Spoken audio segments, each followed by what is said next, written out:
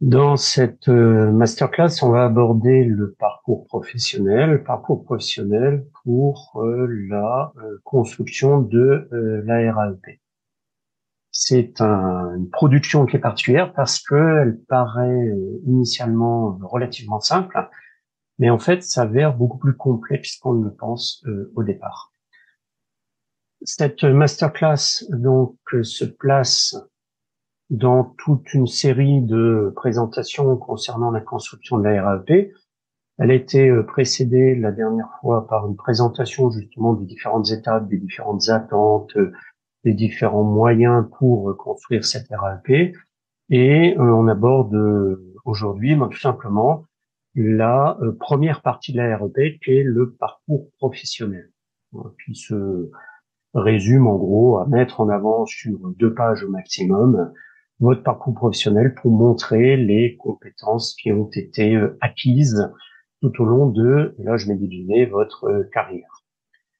La masterclass suivante sera consacrée au projet pédagogique, qui est beaucoup plus lourd, qui demande beaucoup plus de travail, de réflexion, de recul.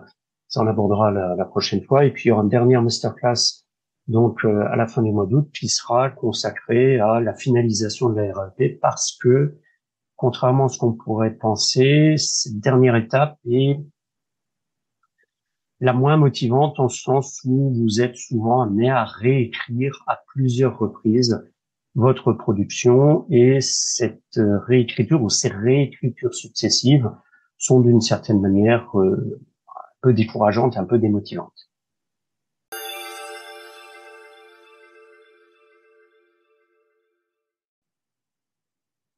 Le but du parcours professionnel se retrouve dans plusieurs dimensions, plusieurs raisons différentes qui font que on est amené à réfléchir dessus, à se poser un certain nombre de questions, dans le but d'abord tout simplement de légitimer la demande du concours.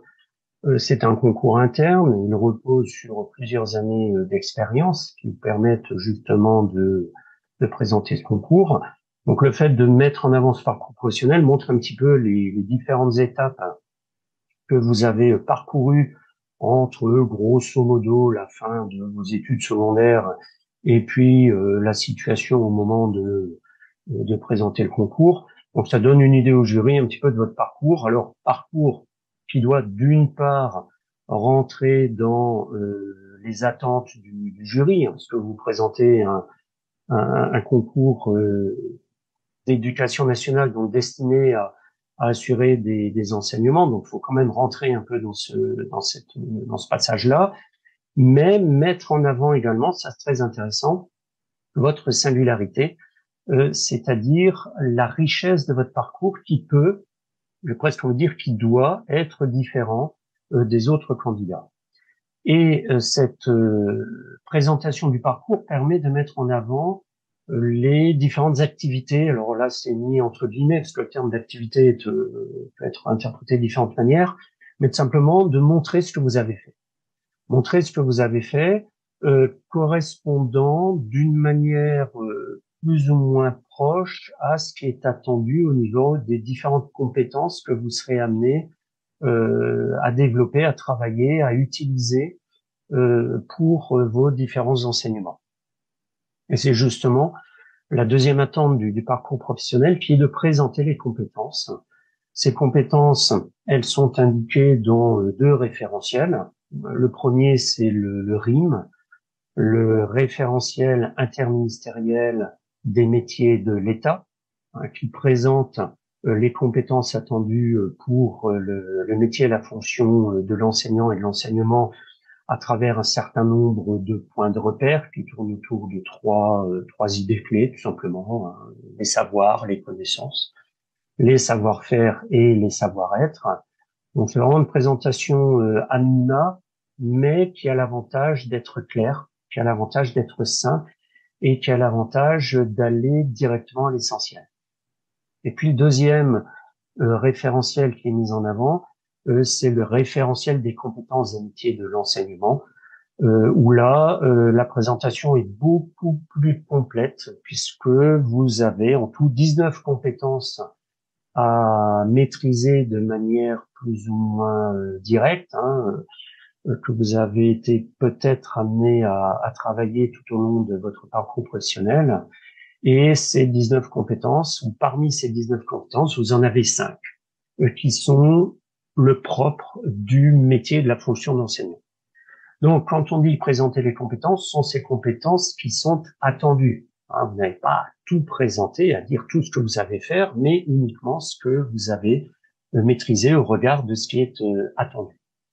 Et puis, ces compétences, elles vont s'inscrire également, au même titre que votre présentation du parcours, des différentes étapes, dans une projection dans le métier. Autrement dit, comment vous, en tant que candidat, en tant que futur enseignant, vous vous imaginez en train d'exercer votre métier. Donc là, c'est une approche un petit peu particulière qui met en avant votre singularité parce que cette projection dans le métier, elle vous est propre. Vous avez évidemment l'obligation, d'une certaine manière, de développer, de mettre en avant les compétences qui sont attendues, certes, mais vous avez la possibilité d'y apporter votre touche personnelle, toute votre singularité qui va faire la particularité de l'individu que vous êtes. Là, on est dans un espace de liberté à l'intérieur duquel tout un chacun peut être amené à s'épanouir et apporter justement un élément de plus qui va ou qui peut vous distinguer des autres enseignants et qui va faire votre patte, qui va faire votre trace au niveau des enseignements que vous allez être amené à assurer. Autre élément du parcours professionnel, c'est de mettre en avant les 3 pôles du triangle didactique. Autrement dit, ces différentes compétences qui sont mises en avant, que l'on attend chez les enseignants qui sont présentés dans ces 2 premières pages, demandent ou vous permettent de mettre en avant la manière dont vous vous positionnez par rapport aux 3 pôles de ce triangle didactique. Donc, dans cette masterclass sur le parcours professionnel, on va aborder finalement 3 choses. Première chose, ce sont les étapes de la construction. On a vu grosso modo ce qui est à mettre dans le parcours professionnel par rapport à différents éléments que je serai amené à redévelopper par la suite, mais on a déjà une idée de ce que doit contenir ce parcours professionnel. C'est très bien. Maintenant vient une question essentielle. Comment est-ce que je fais pour le construire? Par quoi est-ce que je commence? Et ensuite, comment je fais pour arriver à structurer le parcours professionnel de telle manière qu'il corresponde aux attendus du jury en rentrant dans les 2 pages qui me sont accordées. Deuxième point, ce sont les différents moments de la construction. Ce parcours professionnel, on verra que ça démarre bille en tête, c'est-à-dire oui, le parcours professionnel, moi je le connais, je l'ai vécu, donc je sais de quoi je parle, je ne vais pas passer 15 jours dessus. Si, justement. Parce qu'une fois qu'on a jeté les premières idées, on en vient à se poser un certain nombre de questions. Jusqu'où est-ce que je dois détailler? Est-ce que je dois préciser tel ou tel élément? Et puis comment je vais formuler tout ça? J'ai l'impression de me répéter. Donc, ça veut dire que ce parcours professionnel, on ne le construit pas en une seule fois, mais en plusieurs moments différents. Chacun de ces moments permettant d'avoir un regard différent, de compléter, d'enrichir, de réécrire éventuellement ce que l'on a dit, dans le but d'affiner et de s'approprier ce parcours professionnel pour finalement le faire rentrer dans le moule de ce qui est attendu. Et ces différentes réécritures expliquent pourquoi cette masterclass est la première des masterclass qui sont prévues dans ce moule sur la RAEP, parce qu'il va y avoir à un moment donné, et ça je vais en reparler, un moment de décantation, donc de lâcher prise. Troisième point sur ce parcours professionnel que l'on va aborder, c'est une proposition de plusieurs plans possibles dans le but de structurer ce que vous avez à dire, ce que vous avez à présenter au jury pour montrer la légitimité, les compétences que vous avez acquises au regard de ce qui est attendu.